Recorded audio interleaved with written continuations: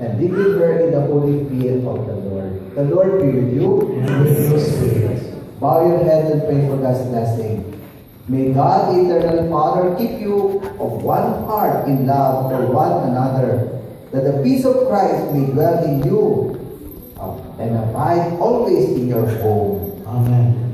May you be blessed in your children and have solace in your friends and enjoy true peace with everyone. Amen. May you be witnesses in the world to God's charity, so that the afflicted and needy who have known your kindness may one day receive you thankfully into the eternal dwelling of God. Amen. And may Almighty God bless you all who are gathered here, the Father, Son, and Holy Spirit.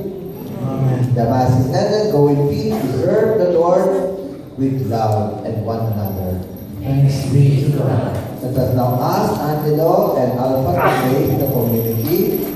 And now as a community, let us welcome and recognize Mr. and Mrs. Angelo and Mr.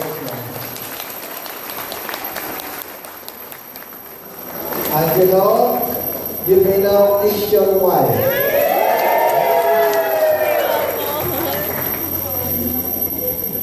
Anta.